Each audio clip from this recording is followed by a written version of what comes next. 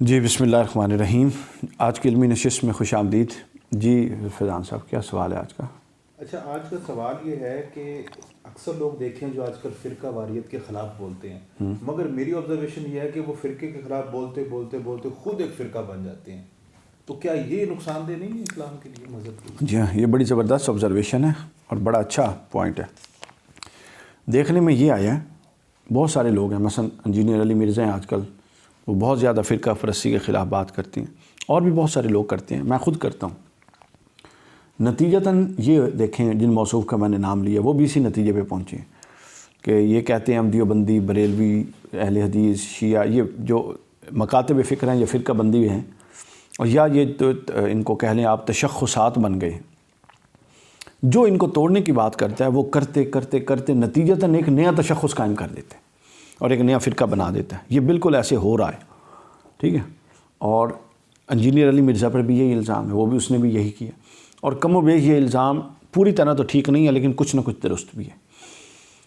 اب سوال یہ ہے کہ فرقہ بندی کو کیسے ختم کیا جائے نیا فرقہ بنائے بغیر، یہ سوال ہے۔ فرقہ بندی نیا فرقہ بنا کے کبھی نہیں ختم ہوتی۔ اگر آپ یہ سمجھیں کہ جو آپ کہہ رہی ہیں سب اس پر آ جائیں، ایسا کبھی نہیں ہوگا۔ اس کے لیے یہ ہوگا کہ آپ کو اپنے اصول اور مسلمات پر قائم رہتے ہوئے اپنی فکر میں اتنی گنجائش پیدا کرنی پڑے گی کہ آپ سب کو اکاموڈیٹ کریں۔ یہ قرآنی اصول ہے۔ قرآن کہتا ہے تعالوا الی کلمۃ سواء بیننا و بینکم، کہ ان غیر مسلموں کو، اب تو مسلمانوں کی بات ہو رہی ہے، قرآن غیر مسلموں کے لیے ایک اصول ضابطہ دیتا ہے، وہ ادھر بھی ہو سکتا ہے نافذ، کہ ان چیزوں پر سب کو پاس بلا لو جو تم میں متفق ہیں، اتفاقی ہیں۔ اللہ سب کا ایک ہے، رسول سب کا ایک ہے، قرآن سب کا ایک ہے، قبلہ سب کا ایک ہے، فرائض میں کسی میں ہاں کوئی اختلاف نہیں ہے، بنیادی مسلمات سب کے ہاں اتفاق ہے، متفق ہیں۔ اب مسئلہ آ جاتا ہے فروعات کا۔ جب مسلمات میں پرابلم نہیں ہے، سب کے ایک ہیں، تو ہمیں فروعات میں گنجائش دینی آسان ہے۔ دیکھیں نا، آپ کو کوئی کہے توحید میں کمپرومائز کریں تو تھوڑا سا شرک شامل کرنے دیں، جس طرح مشرکین حضور کو کہتے تھے صلی اللہ علیہ وسلم، تو اس میں تو نہیں ہو سکتی نا، شان رسالت مآب میں نہیں ہو سکتی نا، کسی بھی اور حوالے سے نہیں ہو سکتی۔ ہو کس میں سکتی ہے گنجائش؟ فروعات میں ہو سکتی ہے۔ تو میں نے بتا دیا جس طرح ہمارے تمام مکاتب فکر کے اور تمام فرقوں کے مسلمات تقریباً ایک جیسی ہیں۔ اگر کوئی تھوڑا بہت ماننے میں اوپر نیچے کرتا ہے تو جو جید علماء ہیں وہ ان چیزوں کو تسلیم نہیں کرتے، وہ مسلمات پہ ہی قائم ہیں۔ تو لہٰذا ہمیں مسلمات پر قائم رہتے ہوئے جو باقی فروعات ہیں ان میں گنجائش دینی ہے۔ مطلب ممکن ہے کئی چیزیں ہمیں گوارا نہ ہوں یا ہم ٹھیک نہ سمجھتے ہوں، اس کے باوجود ان کو اکاموڈیٹ کریں، گنجائش دیں۔ اگر آپ کی فکر میں اتنی صحت ہوگی تو وہ اس کو متاثر کر دے گی اور وہ ٹھیک ہو جائے گا۔ ہو سکتا ہے آپ غلطی پہ ہوں، اس کی فکر آپ کو متاثر کر کے آپ کو اس کے قریب کر دیں۔ تو گویا ضابطہ یہ ہوگا کہ آپ اپنے آپ میں اتنی گنجائش پیدا کریں گے کہ دوسرے اکاموڈیٹ ہوں، آپ کی فکر میں شیعہ بھی اکاموڈیٹ ہوں، آپ اتنے وسعت اختیار کریں کہ دیوبندی بھی اکاموڈیٹ ہوں، اتنی وسعت اختیار کریں کہ بریلوی بھی اکاموڈیٹ ہوں، اہل حدیث بھی اکاموڈیٹ ہوں۔ تو آپ کی فکر میں اتنی وسعت ہونی چاہیے کہ آپ سب کو اکاموڈیٹ کر سکیں۔ جو بندہ یہ وسعت رکھتا ہے وہ فرقہ پرستی کا خاتمہ کا نعرہ لگائے، وہ اس کا نعرہ درست ہے۔ جو یہ فرقہ پرستی کا خاتمے کا نعرہ لگائے اور یہ کہے کہ سارے کافر ہیں اور میں فرقہ پرستی بھی ختم کرنا چاہنا، اس کا مطلب ہے اس کی نیت ہی نہیں ہے، وہ خود بہت بڑا فتنہ اور بہت بڑا فرقے باز ہے۔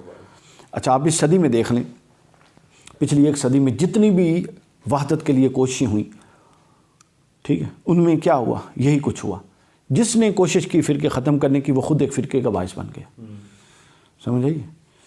یا کسی نے کوئی ایسا ایکسٹراڈنری۔ ہمارے ہاں پھر ایک اور پرابلم ہے۔ کچھ دن پہلے ہمارے ایک تحریکی دوست سے آپ کو میں نے میسیج سنایا ہے حسن، ان کا میسیج آیا ہوا تھا، وہ کہتے ہیں کہ بڑی بڑی شخصیات گزرتی ہیں، ہم فکر کو پروان نہیں چڑھاتے، شخصیت پرستی کی طرف چلے جاتے ہیں۔ اللہ شخصیت اور مجددین کو اس لیے بھیجتا ہے کہ ان کے فکر کو لے کر آگے چلا جائے، ٹھیک ہے۔ ہمارے ہاں فکر کو پروان چڑھانے کی نہیں۔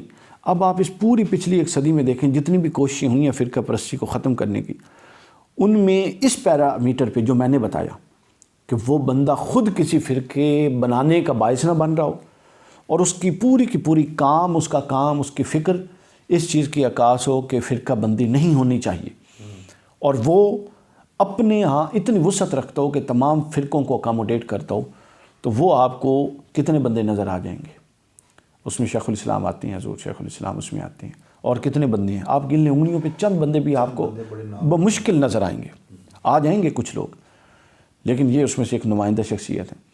تو گویا یہ صحیح منہج ہے کہ آپ وسعت پیدا کر کے فرقوں کو ختم کرنے کی کوشش کریں، فرقہ بنا کے فرقوں کو ختم کرنے کی کوشش نہ کریں۔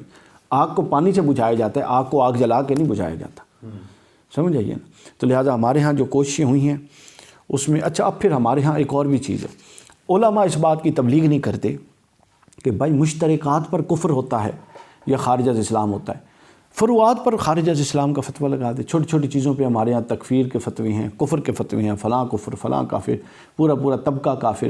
ایک یا دو بندے کسی طبقے میں برے ہوئے، انہوں نے کوئی ایسی 4 عبارتیں لکھ دی، اس کی بنیاد پہ ہم نے جڑ دیا جی پورا طبقہ کافر، اور جو اس پہ شک نہیں کرتا کفر پہ وہ بھی کافر۔ یہ تو کوئی بات نہیں، یعنی اتنی غیر معقول اپروچ چلی ہے۔ اس غیر معقول اپروچ نے فرقہ پرستی اور فرقہ بندی کو فروغ دیا ہے۔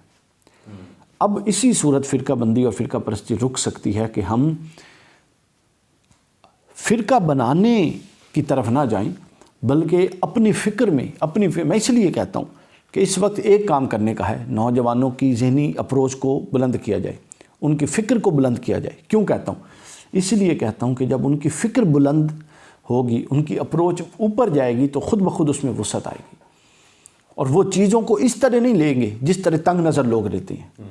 جس طرح ایک خاص مکتب فکر کے خاص تنگ نظر طبقہ لیتا ہے، وہ اس طرح نہیں لیں گے، وہ وسیع تناظر میں لیں گے، وہ ذرا اس کو براڈر ویو میں لیں گے، تھوڑا عقلی تناظر میں بھی چیزوں کو سوچے سمجھیں گے، اور پھر اس میں کیا ہوگا، نتیجتاً وہ وسعت پیدا ہونی شروع ہو جائے گی۔ تو گویا مذہب کے اس پیراڈائم پر کام کرنے کی ضرورت ہے جو نوجوانوں کے ذہن میں وسعت پیدا کرے، اور وسعت سے مراد یہ ہے کہ دوسرے مکاتب فکر کو اکاموڈیٹ کرے، تاکہ ایک گھل مل کے وہ ماحول جنم لے جو الٹیمیٹلی منتج ہو سکے فرقہ پرستی کے خاتمے پر۔ جب تک ہم اس طرف نہیں جائیں گے فرقہ پرستی کا خاتمہ نہیں ممکن ہو سکتا۔